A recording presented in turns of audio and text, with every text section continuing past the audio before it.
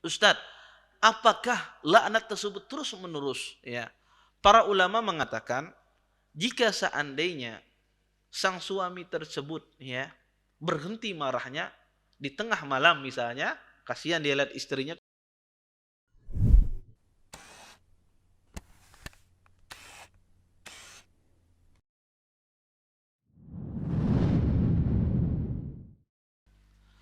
Assalamualaikum warahmatullahi wabarakatuh. Innal hamdalillah nahmaduhu wa nasta'inuhu wa nastaghfiruh wa na'udzu billahi min shururi anfusina wa min sayyiati a'malina. May yahdihillahu fala mudilla lahu wa may yudlil fala hadiyalah. Asyhadu an la ilaha illallah wahdahu la syarika lah wa asyhadu anna Muhammadan abduhu wa rasuluh. Fa inna asdaqal hadits kitabullah wa khairul hadi hadi Muhammadin sallallahu alaihi wasallam wa syarrul umuri muhdatsatuha wa kullu muhdatsatin fid din bid'ah wa kullu bid'atin dhalalah wa kullu dhalalatin finnar. Amma ba'd. Bapak-bapak, ibu-ibu, ikhwan dan akhwat yang senantiasa dimuliakan oleh Allah Subhanahu wa taala.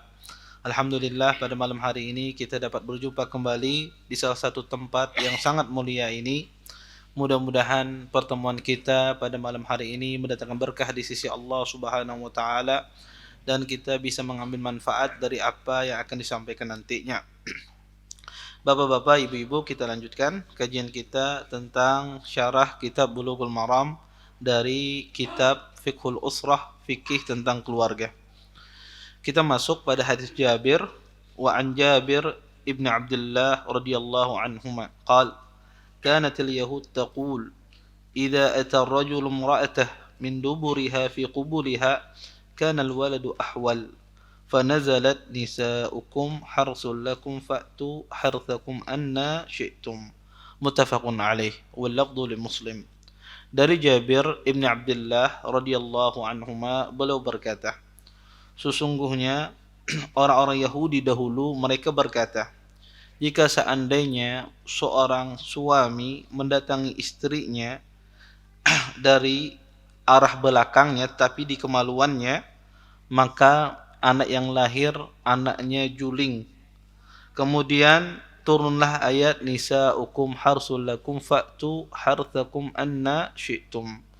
Kemudian turunlah ayat kata Allah Subhanahu wa taala, sesungguhnya istri-istrimu adalah ladang kamu, maka datangilah ladangmu dari arah mana saja yang engkau kehendaki.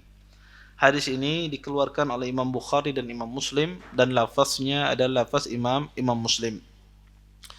Hadis ini menjelaskan ya tentang bolehnya seseorang suami mendatangi istrinya dari belakang tetapi dia menyetubuhinya dari tempat depan ya atau kubul ya. Boleh seseorang suami datangi dari belakang tetapi dia menyentuhnya dari depan ya, dari belakang tapi dia menyetubuhi istrinya dari depan. Maka ini tidak dilarang ya. Yang dilarang adalah menyetubuhi istri tersebut dari dubur. Ini yang diharamkan di dalam Islam. Hadis ini menjelaskan tentang halalnya perbuatan ini. Selama itu di kemaluan walaupun datang dari belakang maka ini tidak mengapa. Kenapa? Karena ada keyakinan bangsa Arab pada saat itu bahwasanya orang mendatangi istrinya ya dari belakang walaupun di kemaluannya, maka menjadikan anak yang lahir menjadi anak yang cacat. Ya, dan ini keyakinan orang Yahudi. Dan kita tahu orang-orang jahiliyah dulu itu banyak sekali mereka mengambil pelajaran ajaran dari orang-orang ahlul kitab, yaitu orang Yahudi dan Nasara. Makanya kalau kita dapati di kalangan sahabat Nabi ada yang terkenal dengan suka membaca bacaan ahlul kitab seperti Ka'ab bin al-Ahbar. Ya. Kenapa? Karena dulu sumber orang-orang jahiliyah dulu salah satu sumbernya adalah sumbernya orang ahlul kitab. Nah, ini keyakinan orang Yahudi. Orang Yahudi berkeyakinan bahwasanya seorang suami ketika mendatangi istrinya dari belakang walaupun di kemaluannya, maka anaknya itu yang akan lahir anak yang juling. Ya. Maka Allah Subhanahu wa taala membantah keyakinan ini. Allah Subhanahu wa taala turunkan ayat nisaukum harsul lakum fa'tu harsakum anna syi'tum. Kata Allah, istri kalian adalah ladang bagi kalian. Maka berladanglah kalian dari arah mana saja. Maksudnya, selama itu di kemaluan, maka dari arah mana saja tidak ada masalah. Ya, dari belakang, depan, samping, maka ini tidak dilarang di dalam Islam. Yang dilarang adalah murni kalau seandainya datang dari belakang. Wallahu a'lam. Baik. Kita lanjutkan ke hadis berikutnya. An Ibnu Abbas radhiyallahu anhu maqal qala Rasulullah sallallahu alaihi wasallam law anna ahadakum idza arada an ya'tiya ahlah qala bismillah Allahumma jannibna asy-syaitan wa jannibish syaitan ma razaqtana fa innahu in yuqaddar bainahuma waladun fi dzalik lam yadurruhu asy-syaitanu abada. Muttafaqun alaih. Dari Ibnu Abbas radhiyallahu anhuma, beliau berkata, sesungguhnya Rasulullah sallallahu alaihi wasallam bersabda, jika salah seorang kamu hendak mendatangi istrinya, maka hendaklah dia mengucapkan doa ini, Bismillah, Allahumma jannibna syaitan wa jannibish syaitan ma razaqtana. Dengan menyebut nama Allah, ya Allah, singkirkanlah syaitan dari kami dan singkirkan juga syaitan itu dari keturunan kami. Kemudian kata Nabi, sesungguhnya jika orang tersebut, ya, kedua suami istri tersebut ditakdirkan dia mendapatkan anak, maka syaitan tidak akan bisa membahayakan anak tersebut selamanya. Hadis ini dikeluarkan oleh Imam Bukhari dan Imam Muslim. Kaum muslimin dan muslimat yang dimuliakan oleh Allah Subhanahu wa taala. Hadis ini hadis yang sangat agung, ya. Hadis yang luar biasa yang menjelaskan kepada kita banyak hal. Pertama, hadis ini menjelaskan kepada kita tentang bahwasanya di antara adab seseorang ketika dia berhubungan, dia mengucapkan doa ini. Maka doa ini diucapkan ketika seseorang melakukan hubungan. Adapun ketika orang cuma sekedar bercumbu rayu, ya tidak melakukan hubungan intim, maka tidak disyariatkan membaca doa ini.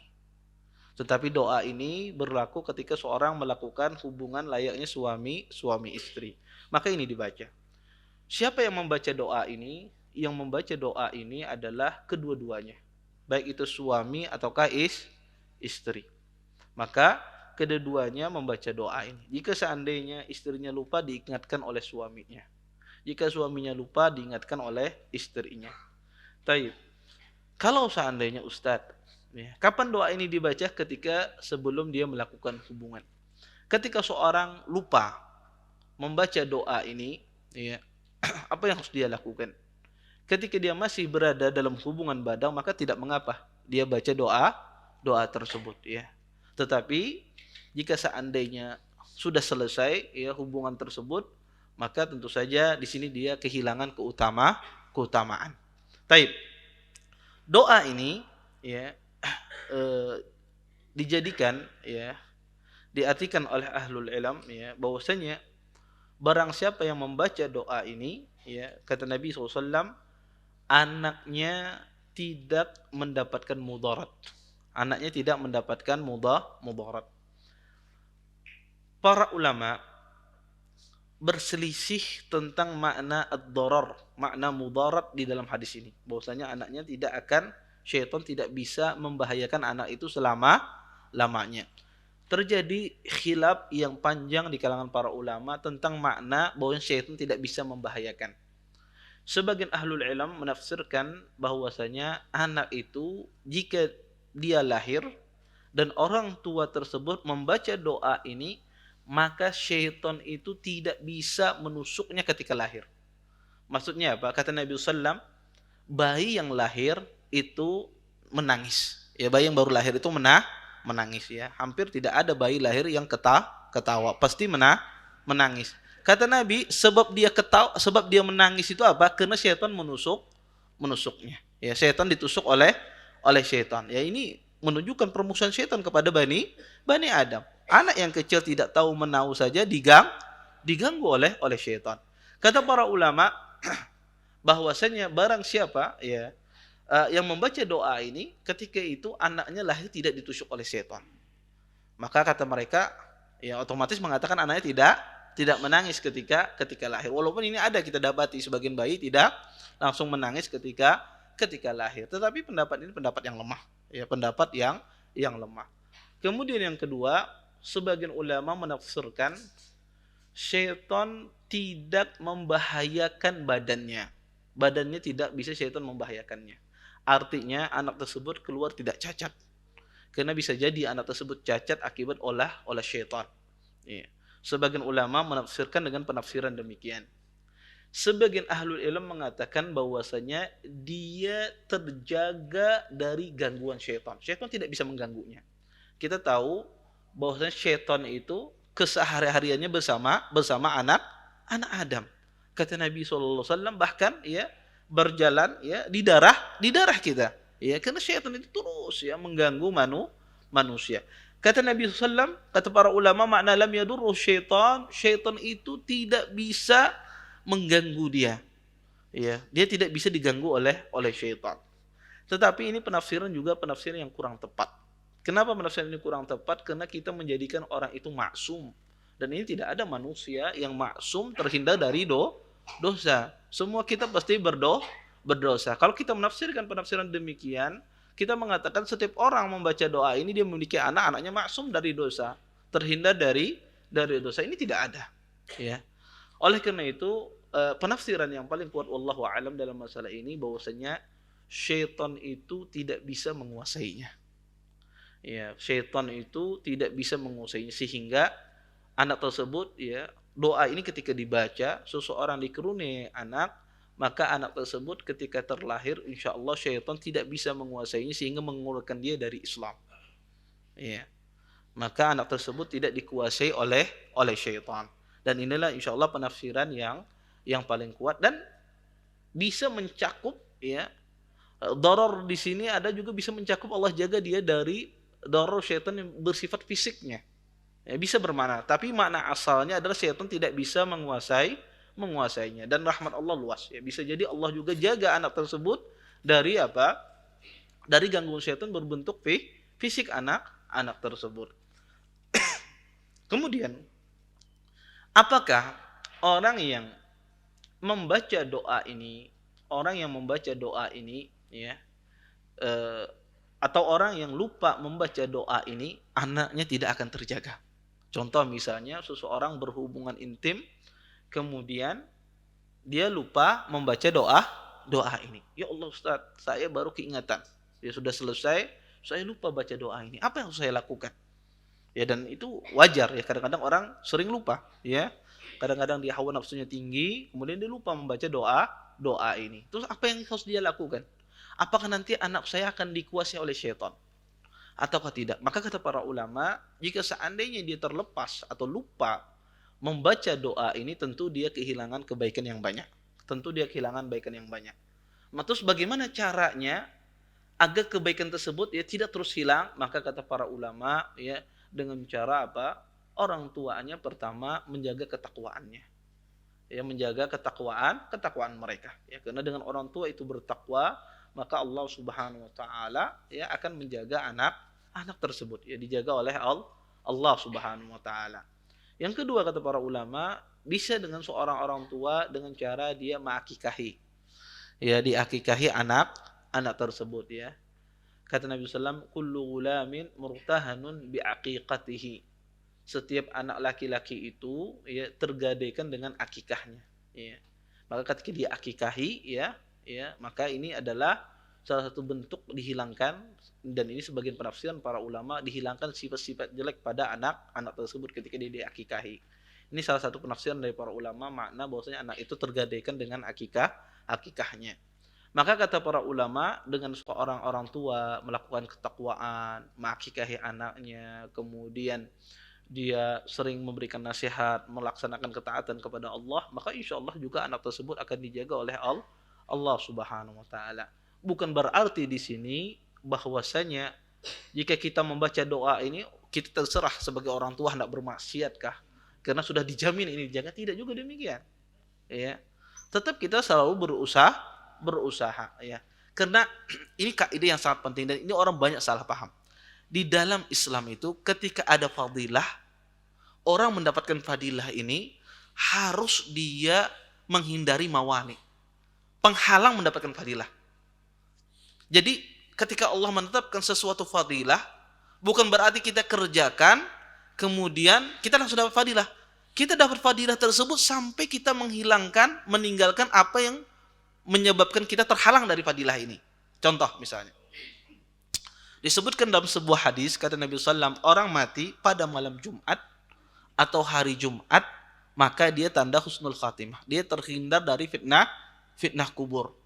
Kalau begitu, ulun bunuh diri aja hari Jumat. Misal, iya. Kenapa? Karena Nabi hari Jumat apa? Terhindar dari fitnah kubur. Kita katakan tidak demikian. Fadilah itu tidak bisa didapatkan kecuali kita menghilangkan apa? Meninggalkan apa? Penyebab-penyebab yang kita tidak mendapatkan fadilah. Atau seseorang katanya dia meninggal Ustaz malam Jumat, hari Jumat, tapi orangnya misalnya ada sembahyang. Orang tidak sembahyang, maka tidak mendapatkan dia fadilah ini. Ini harus dipahami. Karena orang kadang-kadang keliru dalam ketika Allah Subhanahu wa taala menetapkan fadilah, dia menggaui fadilah tersebut, menggaui amal soleh tersebut, larangan pun juga dikerjakan. Maka seseorang harus meninggalkan mawani, penggugur fadilah tersebut harus kita hindari. Kalau kita masih melakukan penggugur fadilah tersebut, kita tidak mendapatkan fadilah ini. Nah, ini yang sering kadang-kadang dilupakan oleh sebagian orang. Ya, sehingga dia menonjolkan sifat berharapnya lebih besar ketimbang sifat rasa takutnya kepada Allah Subhanahu wa taala, sehingga dia bermaksiat. Ya banyak maksiat. Kenapa? Rasa harapnya besar sedangkan rasa takutnya kecil. Kemudian hadis ini juga dijadikan dalil oleh sebagian ulama tentang bahwasanya boleh seseorang itu berzikir di dalam setiap saat, dalam setiap keadaan. Baik dia di dalam kamar mandi atau di luar kamar mandi, maka boleh. Dan ini juga dijadikan dalil oleh sebagian ulama bahwasanya tidak mengapa seseorang itu berzikir di dalam kamar mandi, menyebut nama Allah Subhanahu wa taala. Kenapa kata mereka? Karena hadis ini, doa ini dibaca ketika apa? Ketika berhubungan. Dan kita tahu kondisi orang berhubungan, pertama dia tidak menutup auratnya. Yang kedua, akan di dalam tubuhnya pasti akan mengeluarkan, kalau nggak najis adalah sesuatu yang kotor. Entah itu mani, entah itu madi. Maka ini adalah sesuatu. Tetapi tetap disuruh untuk membaca doa ini. Padahal ini keadaan yang kurang bagus. Keadaan kurang baik. Tetapi tetap disyariatkan membaca doa ini. Kata para ulama, kalau begitu di dalam kamar mandi, bahwasanya tidak mengapa seseorang berzikir. Ya, seseorang berzikir. Contoh misalnya, ketika ada saudara kita bersin di luar, ya, misalnya dia mengatakan alhamdulillah, antum dengar di kamar mandi, boleh tidak saya menjawab yarhamukumullah? Ya. Maka kata para ulama tidak mengapa dia jawab, ya. Kenapa? Karena di sini dia bukan merendahkan Allah Subhanahu wa taala, tetapi dia ada sebab untuk melakukan zikir tersebut. Ya. Sebagaimana seseorang ketika berhubungan dia disuruh untuk berzikir semacam ini. Maka ini dalil yang sangat kuat, ya. Dan tidak ada sebetulnya dalil yang melarang seseorang berzikir di dalam kamar mandi. Tentu saja berzikir di dalam kamar mandi ini adalah ketika ada hajah, ada kebutuhan. Kalau seandainya tidak ada keperluan, maka tidak boleh. Contoh misalnya, ada seseorang yang mengetok pintu antum, ya. Antum sedang berada di dalam kamar mandi. Assalamualaikum. Ya, mungkin tamu besar, ya. Kemudian antum lagi mungkin tidak memakai celana atau tidak memakai busana. Kemudian mau menjawab, biar tamunya tidak pergi. Maka boleh apa tidak? Maka boleh. Kata ahlul ilm, boleh apa tidak? Boleh, ya. Maka ini juga dalil, ya, tentang bahwasanya berzikir itu dalam setiap saat boleh, ya. Walaupun kita berada di dalam kamar mandi, tapi harus kita perhatikan bahwasanya ini boleh ketika ada keperluan, ada hajat, ada keperluan. Kalau tidak ada keperluan, maka kita tidak perlu berzikir di dalam sana. Taib. Uh, kita lanjutkan ke hadis berikutnya. An Abi Hurairah radhiyallahu anhu anin Nabi sallallahu alaihi wasallam qala idza da'a ar-rajulu imra'atahu ila firashihi فأبت أن تجيء فبات غضبان عليها لعنتها الملائكة حتى تصبح متفق عليه واللفظ للبخاري ولمسلم كان الذي في السماء ساخطا عليها حتى يرضى عنها. Dari Abu Hurairah radhiyallahu anhu, dari Nabi sallallahu alaihi wasallam, beliau bersabda, jika seorang suami mengajak istrinya ke ranjang, kemudian sang istri tersebut ya enggan, ya tidak mau ya memenuhi hasrat suaminya hingga suami tersebut marah kepada istrinya, maka malaikat pun terus melaknat wanita tersebut sampai pagi. Hadis ini dikeluarkan oleh Imam Bukhari dan Imam Muslim. Dan ini lafaz Imam Bukhari dan lafaz Imam Muslim di sana disebutkan bahwasanya yang berada di langit itu marah terhadap sang istri yang suaminya tidak ridha dengannya. Hadirin dan hadirat yang dimuliakan oleh Allah Subhanahu wa taala, hadis ini ia berisi tentang masalah bahwasanya di antara hak seorang suami kepada istri adalah sang istri memenuhi panggilan sang suami tersebut ketika sang suami tersebut meminta hak untuk diranjang. Maka sang istri wajib dia memenuhinya, ya. Maka tidak boleh sang istri tersebut menolak ajakan sang suami tersebut, kecuali sang istri tersebut memiliki uzur, seperti istrinya sakit misalnya, atau istrinya dalam keadaan ya tidak enak badan, ya, maka tidak ada masalah. Tetapi kalau seandainya sang istri tersebut ya dalam keadaan baik, dalam keadaan sehat, maka tidak boleh dia menolak.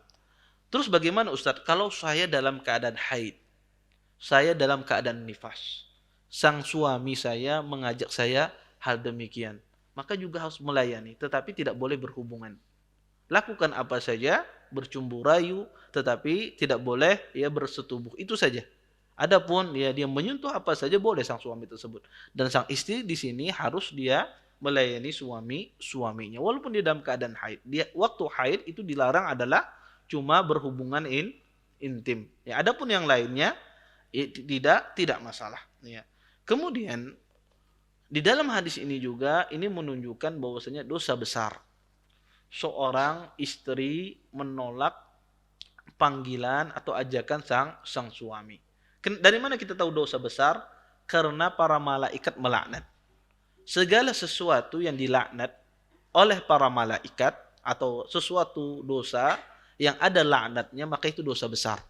Ya, maka itu dosa besar. Dan kita tahu malaikat itu doanya mustajab.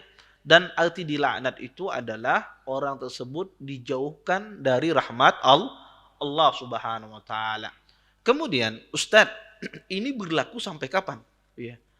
Ya, maka kata para ulama, ya, berlaku sampai pagi. Berlaku sampai pagi. Di dalam sebagian riwayat hatta tarji', sampai dia wanita ini kembali.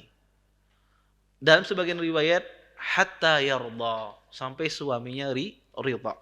Di sini kata para ulama, tidak dipahami dalam hadis ini bahwasanya kalau di pagi hari tidak apa menolak ajakan suami. Kenapa? Karena ini buktinya malam diajak tidak boleh sampai apa? Sampai pagi dilaknat. Bukan berarti dipahami ketika menolak di pagi hari ini tidak terkena laknat, enggak. Tetapi ini adalah berbicara secara aghlab. Secara aghlab biasanya orang itu berhubungan di waktu malam. Ya. Ini bukan berarti di waktu pagi boleh, tidak. Maka ini berlaku. Ya, tetapi dikatakan hatta tusbih, sampai di pagi hari, ini karena secara mayoritas orang semacam itu. Kemudian, Ustadz, apakah laknat ini mutlak laknat kalau sang istri tidak mau? Tidak mesti. Jika seandainya sang istri diajak oleh sang istri tidak mau dan suaminya tidak marah. Ini harus diperhatikan. Kalau suaminya tidak marah, maka tidak terkena laknat. Karena syaratnya adalah ghadban. Ya, suaminya dalam keadaan marah. Kalau suaminya enggak marah, maka tidak terkena ancaman ini. Ancaman ini apa? Seorang istri tidak ada udzur syar'i, kemudian diajak oleh suaminya, kemudian suaminya marah. Kalau suaminya tidak marah, maka tidak terkena larangan ini. Baik, Ustadz, apakah laknat tersebut terus menerus? Ya, para ulama mengatakan jika seandainya sang suami tersebut ya berhenti marahnya di tengah malam misalnya, kasihan dia lihat istrinya kemudian dia berhenti, maka laknat itu berhenti. Laknat itu berhenti. Karena laknat itu sangat erat kaitannya dengan ridhonya sang suami. Ya. Mungkin di awal sang suami marah. Kemudian setelah itu dia kasihan lihat istrinya, mungkin istriku ini kecapean atau semisalnya, ya kemudian dia tidak marah. Maka laknat itu berhenti. Ya. Atau sang istri melakukan apa yang diminta oleh sang suami, maka laknat itu pun juga berhenti. Ya, maka malaikat berhenti melaknat dia. Tetapi jika seandainya di dalam rentan waktu tersebut ya sang istri tidak mau ya memenuhi panggilan sang suami, maka malaikat melaknat terus sampai di pagi hari. Ya, dilaknat oleh para malaikat. Kemudian apakah ini mutlak, Ustadz? Setiap suami meminta kepada kita dan saya sebetulnya tidak ada udzur syar'i, kemudian saya tolak, apakah mutlak saya ini dilaknat terus oleh malaikat kalau seandainya saya menolak? Jawabannya tentu tidak. Maka ini dilihat juga dari sisi apakah sang suami tersebut memenuhi hak-haknya sebagai seorang suami. Apakah dia memberikan nafkah sebagaimana haknya seorang istri? Kata ahlul ilm, jika seandainya sang suami tersebut tidak memenuhi hak-haknya sebagai seorang suami, seperti memberikan nafkah, memberikan tempat tinggal, ya, seharusnya dia yang mencari, meminta duit terus non bininya, ya, seharusnya dia berusaha tapi istrinya terus yang mengongkosi dia. Sang suami ini tidak bekerja, tidak mau bekerja, ya, nebeng terhadap istrinya, hidup bersama istrinya, padahal itu kewajiban dia sebagai seorang suami. Apakah sang istri di sini kata para ulama berdosa dia menolak ajakan sang suami? Di sini terjadi khilaf di kalangan ahlul ilm. Sebagian ahlul ilm mengatakan tidak berdosa, karena sang suami tersebut tidak memenuhi hak-haknya sebagai seorang suami. Maka hadis ini berlaku ya ketika seorang suami pertama dia memenuhi hak-haknya sebagai seorang suami. Kemudian yang kedua, laknat ini terjadi ketika sang suami tersebut dalam keadaan marah. Kalau dia tidak ditolak dia marah, dia jengkel. Ya. Ustadz, suami anak ini kada tahu anak dalam kondisi marahkah atau kadakah? Si ini senyum-senyum aja injak. Kan ada juga demikian, ya. Ya. Ulun ini kada tahu, istri kan takutan juga, ya. Kalau si marah ulun mau, kalau si kada marah kada mau ulun. Ya. Tapi suaminya sering senyum aja, ya. Maka ini pada asalnya dia harus mau, ya. Kalau suaminya tidak bisa dibedakan antara marah, karena ada sebagai suami subhanallah ya, marah sidin lawan senyumnya sidin kada kau kita bedakan, ya. Disariki istri senyum juga, ya. Dicumbui rayu istri senyum juga sidin ini. Ya masya Allah nggak pernah marah ada laki-laki subhanallah. Saya pernah melihat orang demikian ya. Ya. Orangnya masya Allah ya nggak kelihatan yang antara marah dengan apa? Ya dengan senyum, dengan lagi bahagia tidak bisa kita bedakan. Orangnya setiap harinya demikian. Maka sang istri pada asalnya ketika diminta maka dia harus memenuhi hak-hak sang suami tersebut walaupun dia tidak bisa membedakan. Taib. Kemudian di dalam hadis ini pula dijelaskan tentang bahwasanya ini isyarat bahwasanya eh, bahwasanya Allah itu berada di langit, ya. Karena dikatakan di sini ya, yang di langit itu marah terhadap sang istri sehingga suaminya ridha. Ini secara syirat ya, bahwasanya para malaikat itu ya datang ya ke atas ke bawah ya, memberikan laporan kepada Allah Subhanahu wa taala ya. Ini menunjukkan bahwasanya ya, dan Quran diturunkan dari atas ke bawah ya. Maka ini menunjukkan bahwasanya tentang ketinggian Allah Subhanahu wa taala. Bahwasanya Allah itu berada di atas langit. Ya, maka ini secara tersirat mengisyaratkan tentang ketinggian Allah Subhanahu wa taala di dalam hadis ini. Wallahu a'lam. Kemudian terakhir, di dalam hadis ini para malaikat melaknat. Apakah melaknat itu diperbolehkan? Di sini malaikat melaknat wanita. Para ulama sepakat orang kafir, orang ahlul fasik, orang bermaksiat secara umum boleh dilaknat. Misalnya kita melaknat, semoga Allah melaknat peminum khamar misalnya. Semoga Allah melaknat para penzina. Ini boleh tidak berkata demikian? Boleh secara umum. Semoga Allah melaknat orang-orang kafir. Semoga Allah melaknat orang-orang membunuh orang-orang muslim misalnya. Boleh tidak melaknat demikian secara umum? Boleh. Para ulama sepakat tidak ada khilaf dalam masalah ini. Tetapi apakah boleh melaknat orang tersebut orangnya langsung? Contoh misalnya namanya Fulan, Jos misalnya. Namanya Jos ini. Kita tidak senang. Kemudian semoga Allah melaknat Jos ini. Boleh tidak orang mengatakan demikian, menyebut namanya. Dia Ustaz, dia tidak muslim. Saya laknat dia, kenapa? Karena bari muarbana melihatnya misalnya. Akhirnya saya laknat dia Ustaz dengan menyebut namanya. Atau saya melaknat orang minum khamar. Ya, ketujuh mabuk di kampung, teler di kampung, ulun laknat teteh. Walaupun siapa ulun sebut namanya. Boleh tidak kita melaknat demikian? Para ulama mengatakan bahwasanya terjadi khilaf di kalangan ahlul ilm dalam masalah ini. Yang benar adalah tidak boleh. Seseorang melaknat orang tersebut, ya, orangnya langsung. Tidak boleh. Kenapa? Karena Nabi SAW pernah melaknat orang-orang kufar Quraisy satu persatu. Dilaknat oleh Nabi SAW. Kemudian Allah turunkan ayat. Laisa laka minal amri syai' aw yatuba 'alaihim aw yu'adzibahum fa innahum zalimun. Kata Allah Subhanahu wa taala, sesungguhnya perkara hidayah itu bukan di tanganmu. Maka itu kehendak Allah, kalau Allah hendak memberikan taubat bagi mereka atau Allah mengadab mereka. Nabi ditegur oleh Allah Subhanahu wa taala.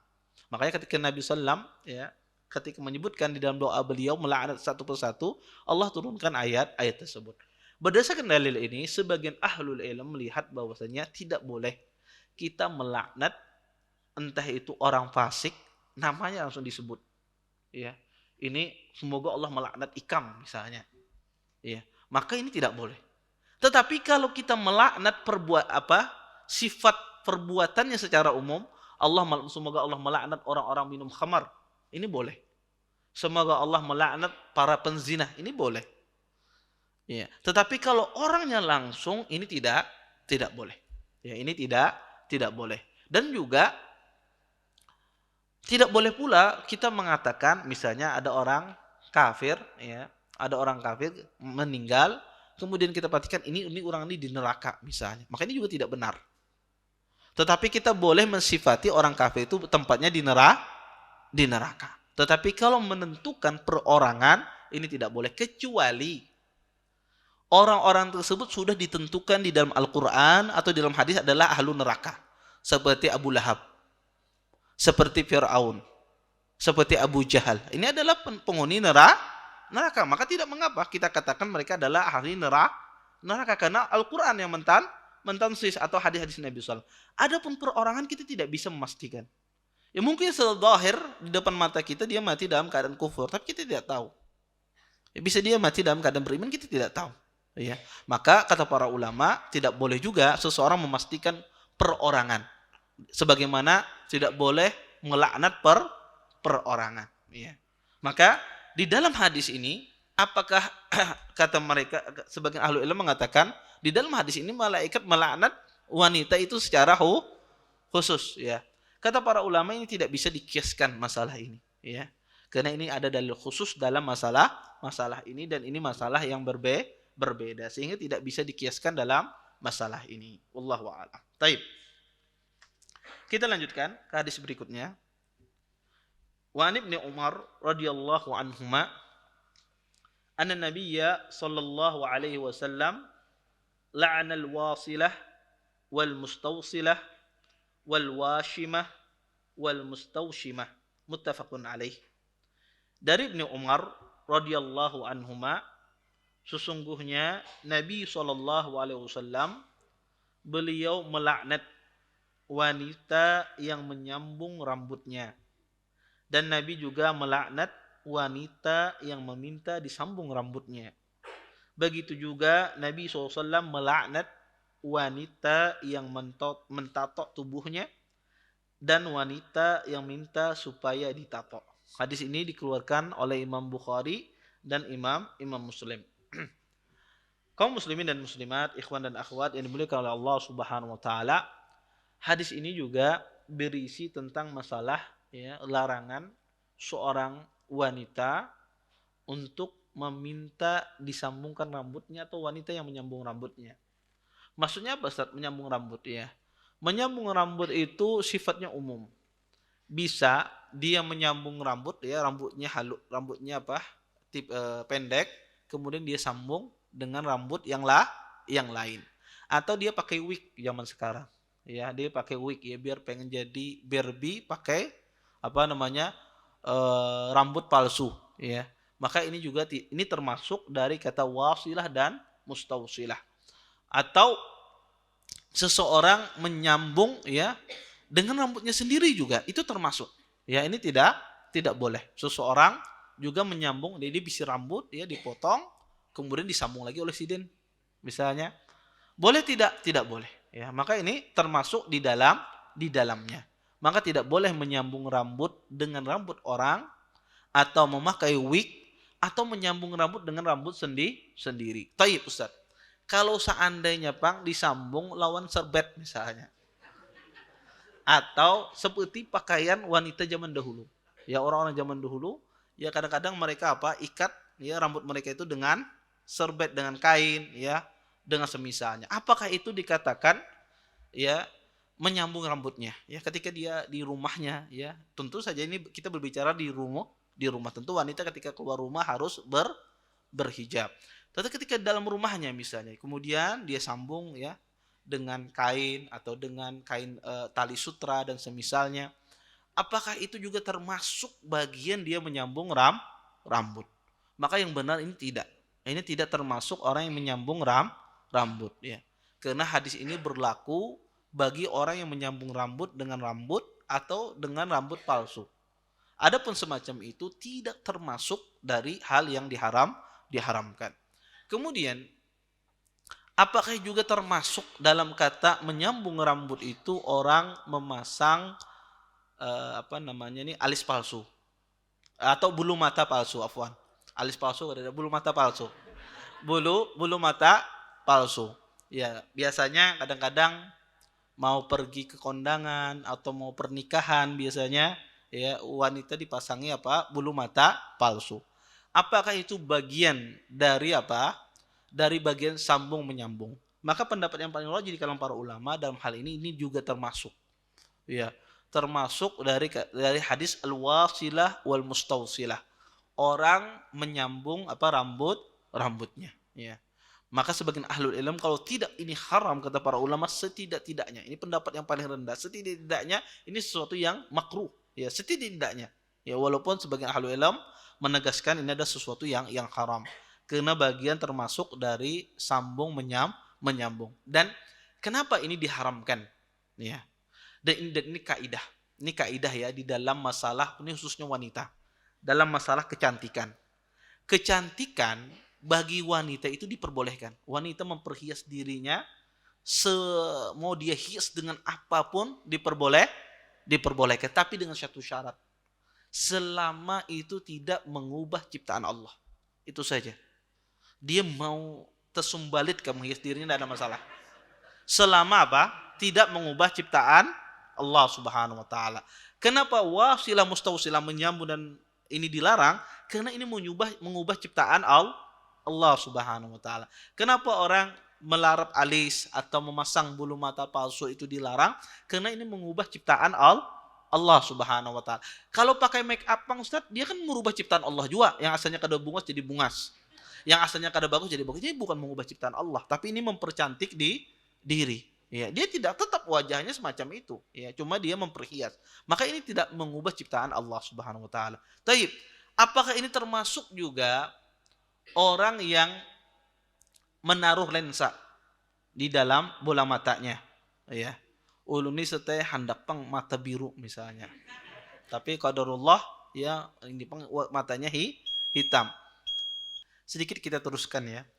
Terus bagaimana dengan seorang misalnya naruh lensa mata? Ya, apakah itu juga bagian dari mengubah ciptaan Allah Subhanahu wa taala ataukah termasuk juga dari dalam hadis ini? Ya dia lensa coklat, biru, kadang-kadang ungu, merah ya.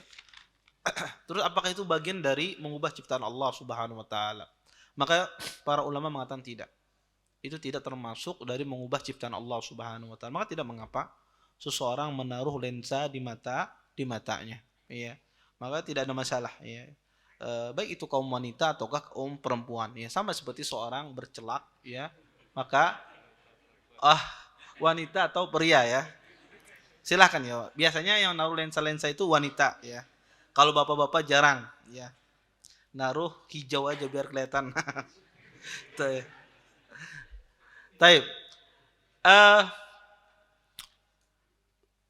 Itu sama seperti bercelak, ya. Maka ini bercelak ini tidak ada masalah, ya. Tidak ada masalah dalam hal ini dan ini tidak termasuk dalam mengubah ciptaan Allah Subhanahu wa taala. Kemudian wal washimah wal mustaushimah. Dan orang yang mentato dan minta ditato, dan ini juga diharamkan. Dan ini tentu saja tidak hanya berlaku hukum wanita saja, laki-laki pun juga tidak boleh dalam hal ini. Maka tato ini harus dihilangkan. Kecuali jika seandainya itu menyebabkan memudaratkan tubuhnya. Ya harus dengan mungkin dibakar atau mencederai tubuhnya dan dia tidak bisa, maka ini dimaafkan. Maka nggak apa-apa dibiarkan dalam keadaannya demikian. Kalau seandainya tidak bisa dibuangi. Kalau seandainya membuangi tersebut menimbulkan mudarat pada tubuhnya, maka ini tidak mengapa dibiarkan. Ya tidak mengapa. Tapi kalau seandainya bisa dihilangkan tanpa menimbulkan mudarat, maka itu dihilangkan. Dan dia wajib bertaubat kepada Allah Subhanahu wa taala. Karena mentato ini juga mengubah ciptaan Allah Subhanahu wa taala. Di sini mungkin kita bertanya, kenapa Hafidz Ibnu Hajar ya memasukkan hadis ini ya dalam masalah ya dalam kitab Isyratun Nisa, mempergauli istri. Ya, padahal apa hubungannya antara tato, mentato dan semisalnya? Hubungannya adalah ketika seorang istri, ketika dia berhias, maka dia juga berhias harus sesuai dengan aturan syar'i. Tidak boleh dia berhias seenaknya tanpa mengikuti aturan syar'i. Walaupun dia tujuannya baik. Mungkin tujuannya wanita menyambung rambutnya ini biar kelihatan cantik di hadapan suaminya. Tetapi ini adalah cara yang tidak dibenarkan di dalam syariat Islam. Maka ya seseorang juga ketika dia berhias atau mempercantik dirinya juga memperhatikan aturan-aturan syar'i sehingga tidak kebablasan ketika dia mempermak dirinya, mempercantik dirinya sehingga ketika dia berdandan di hadapan suaminya sesuai juga dengan aturan-aturan syar'i. Wallahu a'lam. Ini hubungannya kenapa Hafidz Ibnu Hajar membawakan hadis ini dalam bab Isyratun Nisa, mempergauli istri. Wallahu a'lam. Mungkin itu saja yang dapat ulun sampaikan pada pertemuan malam ini. Insyaallah kita lanjutkan pada pertemuan berikutnya. Taib. Kita jawab pertanyaan. Bagaimana jika suami marah dengan istri selama 3 hari? Apakah ini dibenarkan pula jika dikaitkan dengan penolakan dengan istri? Tentu ya, seorang suami tidak boleh, dia tidak menegur istrinya lebih dari 3 hari, tidak boleh. Ya, karena hajar dalam kalam ini tidak boleh. Boleh dia marah, boleh Ustaz ulun marah lebih dari 3 hari, boleh, tapi dengan berbicara. Ya, boleh dia berbicara, ya kenapa? Tidak ada masalah. Tapi tidak boleh dia mengharamkan untuk tidak berbicara kepada istrinya lebih dari 3 hari. Ya boleh saja seorang marah tetapi hatinya lisannya tetap berbicara. Ulun nggak ada kawa kayak ini. Nah, lain pulang permasalahannya. Kalau kada sanggup ya harus dia berusaha untuk mengajak menurunkan egonya, emosinya. Taib.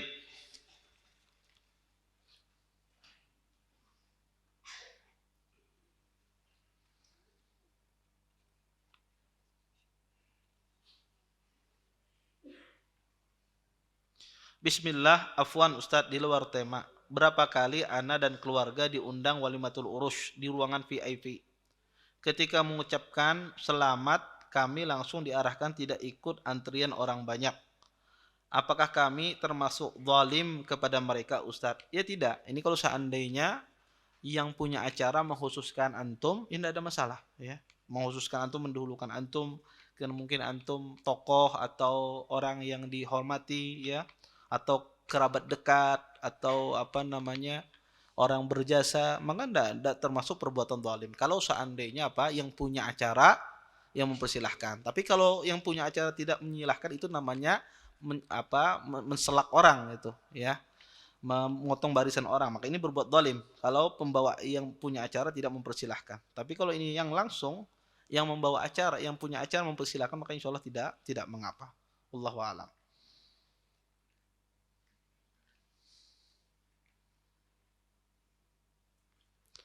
Taib.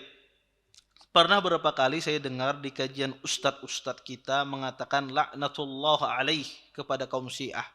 Apakah itu dibolehkan? Maka nggak apa-apa seorang melaknat terhadap secara jumlah, ya, secara umum. Ya, Allah melaknat kepada orang-orang Jahmiyah, Allah melaknat kepada orang-orang Mu'tazilah, tidak ada masalah. Ya, ya, atau aliran-aliran yang sesat, maka tidak ada masalah. Tetapi tidak menentukan namanya. Itu disebut dengan laknat secara jumlah, maka itu tidak diharamkan. Ya, tidak diharamkan. Tapi kalau menyebut namanya itu yang terjadi khilaf di kalangan para ulama. Yang rajih insyaallah tidak boleh. Wallahu a'lam. Baik. Assalamualaikum, afwan Ustadz, ini titipan dan yang bersangkutan menyimak streaming karena di luar kota.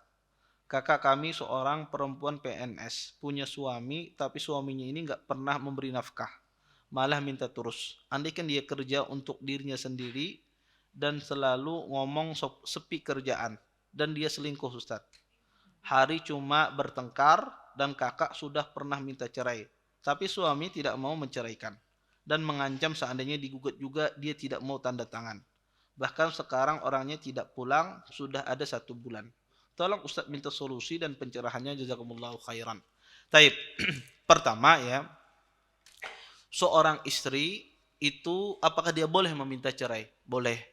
Ketika terpenuhi syarat-syaratnya. Di antaranya adalah sang suami melakukan maksiat, dosa-dosa besar dan tidak bertaubat kepada Allah Subhanahu wa taala. Sebagaimana disebutkan tadi, suaminya adalah berzina. Saya tidak senang kadang-kadang menyebutkan kata selingkuh. Ya karena kata selingkuh itu kadang-kadang itu memperhalus bahasa perbuatan zina. Iya. Perbuatan zina, ya. Maka orang itu kalau dia berzina, katakan dia berzina. Kenapa? Karena kata zina itu pukulan telak bagi orang yang berbuat dosa tersebut. Ya. Maka ya, dan ini pentingnya kita menjaga lafaz-lafaz syar'i. Ya, lafaz syar'i itu kita jaga apa? Karena lafaz syar'i itu ketika ditetapkan dalam Islam, kenapa? Kita itu memberikan efek jerah. Ya, efek sosial pada orang ini penzina. Beda dengan orang ini perebut suami orang itu enggak. Tapi kalau dikatakan ini misalnya perebut suami orang punya makna yang luas juga ya. Dikatakan ini selingkuhannya. Maka orang tidak akan terlalu tapi dikatakan ini penzina, wanita penzina misalnya. Ini adalah laki-laki yang berzina. Maka itu efek jerahnya luar biasa dan itu langsung dipahami oleh orang. Maka kalau seandainya sang suami tersebut melakukan dosa besar dan dia tidak bertaubat kepada Allah, maka boleh seorang wanita meminta cerai. Ya. Jika seandainya ini adalah solusi yang terbaik, tentu saja ya solusinya banyak. Seseorang mungkin berusaha menasihati suaminya, jika dia bertaubat alhamdulillah. Jika seandainya tidak Ustaz, maka boleh dia meminta cerai. Maka dia mengajukan kepada hakim. Ini disebut dengan istilah khulu. Ya, permintaan seorang istri meminta cerai. Maka insya Allah hakim ya dia akan menimbang, dia akan melihat ya. Dia pasti akan memperhatikan dalam masalah ini. Nanti yang memutuskan cerainya adalah hakim. Walaupun sang suami tidak tidak mau, ya, saya tidak mau cerai. Sampai kapanpun saya tidak mau tanda tangan. Maka hakim bisa memisahkan. Itu disebut dengan fasakh. Ya, hakim nanti akan memisahkannya. Walaupun sang suami tidak mau cerai, tidak mau tanda tangan. Ya. Maka kalau seandainya sang istri tersebut ya melihat suaminya melakukan dosa besar dan tidak ada lagi cara terbaik kecuali bercerai, maka boleh sang istri tersebut melakukan khulu namanya. Jadi melakukan khulu, ajuan cerai. Dan hakim boleh menceraikan pasangan tersebut walaupun sang suami tidak mau. Ya. Maka secara syariat itu hukumnya dia jatuh, perceraian jatuh ya, khulunya jatuh. Taib. Ada lagi yang bertanya yang lain? Taib, silakan, masya Allah. Iya. Kenapa? Ya insya Allah tidak ada masalah. Ya kalau ada hajah ya maka tidak mengapa insya Allah.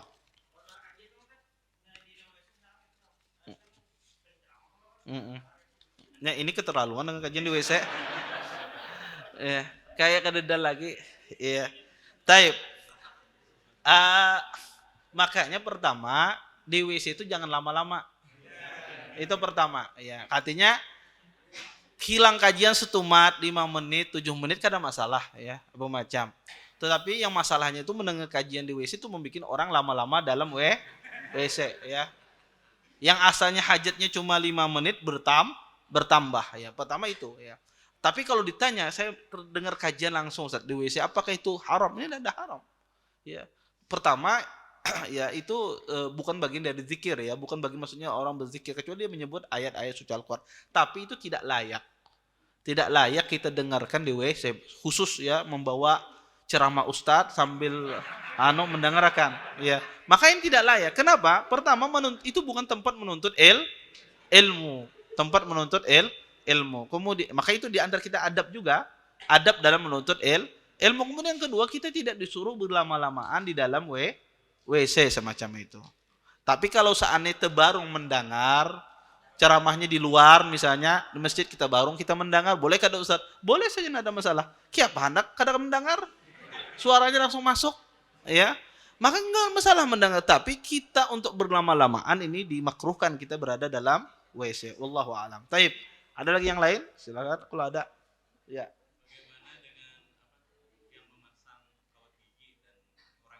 Behel. Ya. Kalau segala sesuatunya itu karena dia giginya misalnya rusak ya, atau giginya mungkin kada beraturan, maka tidak ada masalah ya. Masang behel meratakan, maka tidak mengapa ya.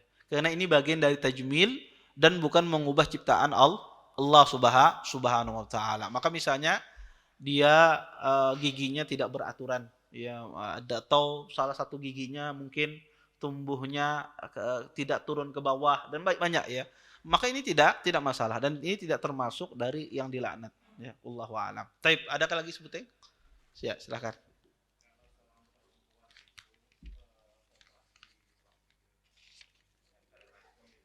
Mm. Mm. Mm. Mm. Mm. Ya. Ya, jazakumullah khair.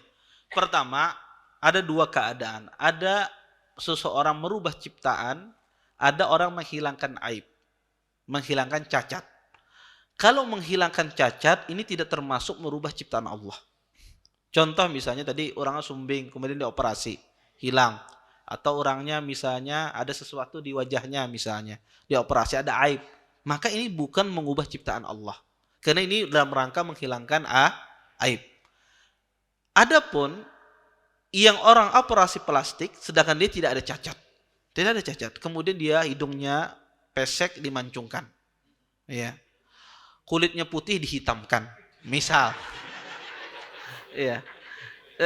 Iya. Misalnya semacam itu.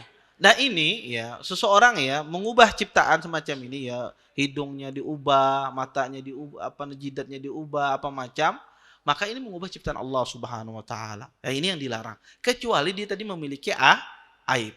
Kalau dia memiliki aib itu tidak mengubah ciptaan Allah.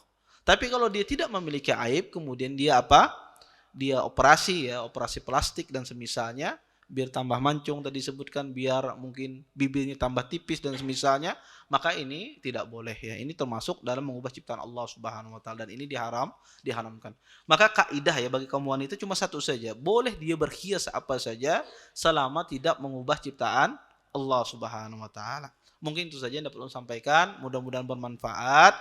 Kita tutup dengan doa kafaratul majelis. Subhanakallahumma bihamdika asyhadu an la ilaha illa anta astaghfiruka wa atubu ilaik. Assalamualaikum warahmatullahi wabarakatuh.